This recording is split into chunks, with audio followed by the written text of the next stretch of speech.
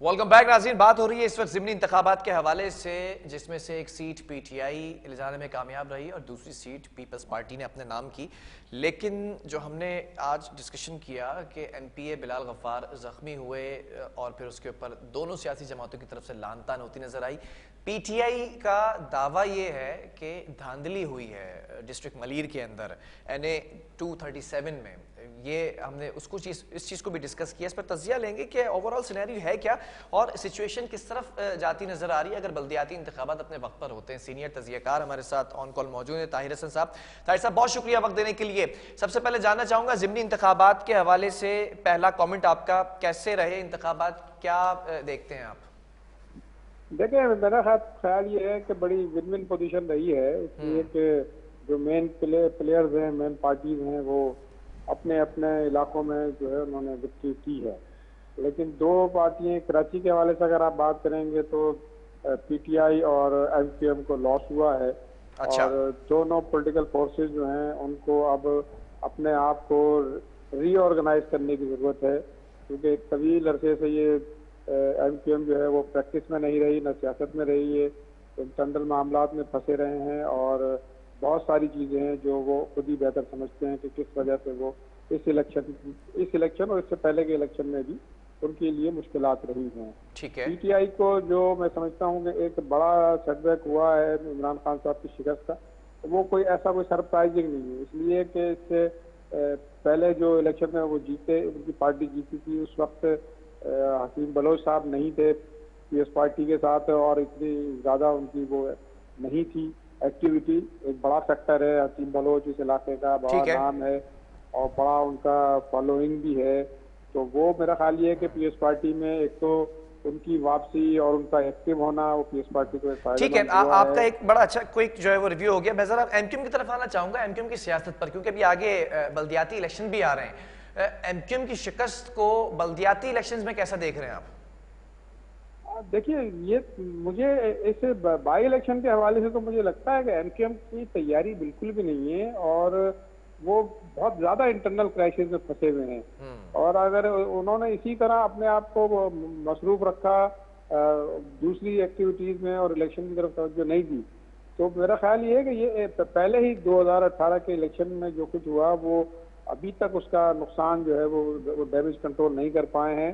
तो अगर ये मजीद एक और झटका लग गया तो फिर ये तो मेरा ख्याल ये है कि पार्टी का सर्वाइवल मुश्किल हो जाएगा और पार्टी जो है वो अब उसको बार बार चांस मिलने का इम्कान नहीं है, अवामी पजीराई मिलने का बार बार इम्कानात नहीं होते। इसलिए कि एक बार अगर आप आवाम की रीच से बाहर हो जाए या आवाम की सोच से बाहर आ जाएं या उनकी ख्वाहिशात और उनके जो प्लान है उससे बाहर आ जाएं, तो दोबारा मैं नहीं समझता कि कोई मौका मिलता है पार्टी को सरवाइव करने का और खड़े होने का।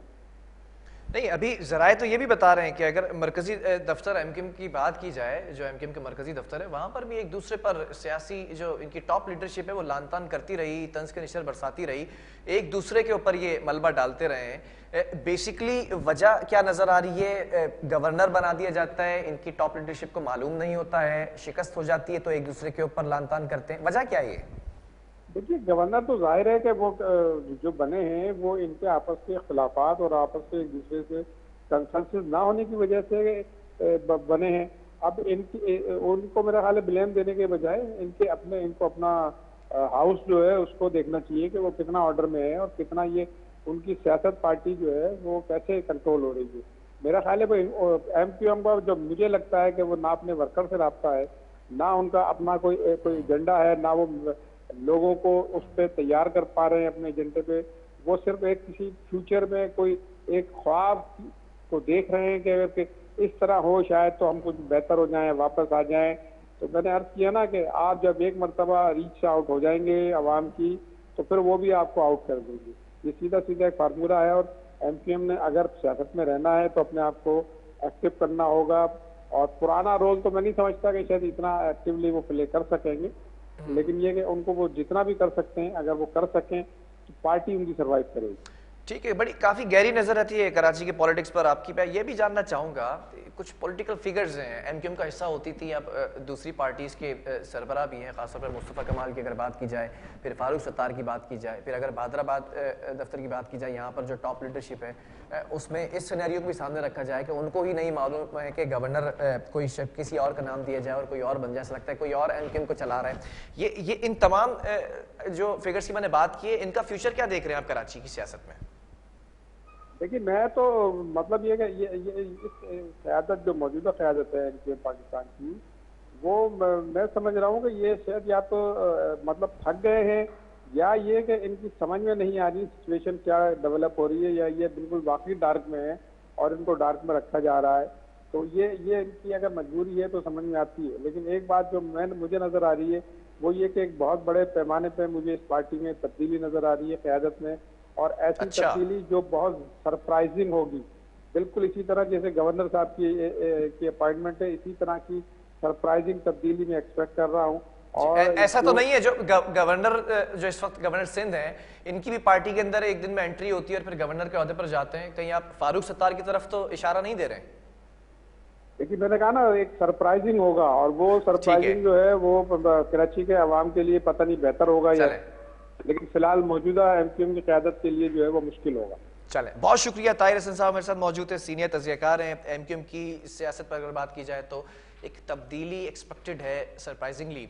अब देखना यह है कि बल्दियाती इंतखाबात का जो तस्करा होता दिखाई दे रहा है वक्त पर होते हैं या नहीं होते हैं, और अगर होते हैं तो कौन सी ऐसी सियासी जमातें जिनके बीच ये मुकाबला होगा, क्योंकि कुछ ऐसी जमातें हैं जिनके बारे में लगता है ऐसा है इस वक्त सिनेरियो के लेफ्ट आउट हो चुकी हैं। बहरहाल प्रोग्राम के वक्त खत्म हुआ। अल्लाह हाफिज़।